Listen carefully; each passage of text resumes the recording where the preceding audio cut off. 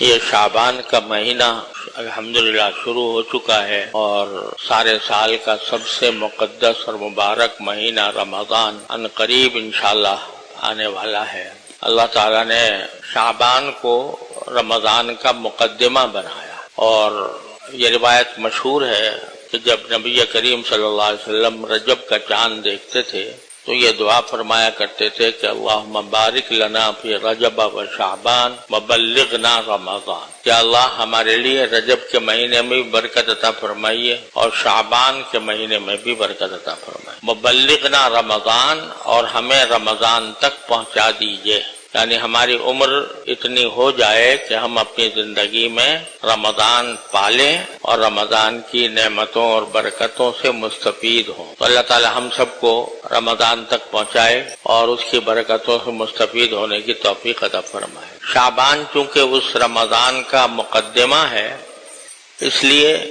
رسول کریم سرور عالم صلی اللہ علیہ وسلم سے اس بارے میں کچھ سنتیں منقول ہیں۔ ایک سنت تو یہ بیان کی جاتی ہے، احادیث میں آئی ہے کہ رسول کریم صلی اللہ علیہ وسلم شعبان کے مہینے میں بکثرت روزے رکھا کرتے، یعنی بعض روایتوں میں آتا ہے کہ اور کسی مہینے میں اتنے روزے نہیں رکھتے تھے جتنے شعبان میں رکھتے تھے۔ ویسے تو رسول کریم صلی اللہ علیہ وسلم کا معمول ہر تھوڑے دنوں کے بعد روزہ رکھنے کا تھا، عام طور سے آپ پیر کے دن بھی روزہ رکھتے تھے، جمعرات کو بھی رکھتے تھے، اور مہینے میں 3 روزے ایام 20 کے وہ رکھا کرتے تھے۔ لیکن شعبان کے مہینے میں روزے آپ کے عام عادت سے زیادہ ہو جاتے تھے، یہاں تک کہ حضرت عائشہ صدیقہ رضی اللہ تعالیٰ عنہ فرماتی ہیں کہ رمضان کے مہینے میں میرے جو روزے نسوانی معذوری کی وجہ سے قضا ہو جاتے تھے تو میں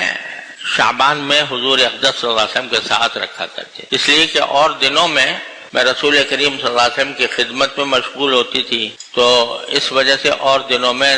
وہ قضا روزے نہیں رکھتی تھی اور اس کا انتظار کرتی تھی کہ شعبان کا مہینہ آئے گا تو رسول کریم صلی اللہ علیہ وسلم بکثرت روزے رکھیں گے تو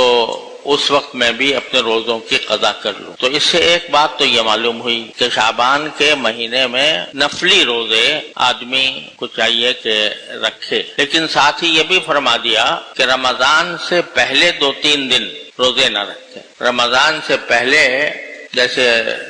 27 شعبان، 28 شعبان، 28 شعبان، 29 شعبان، ان میں روزے نہ رکھے۔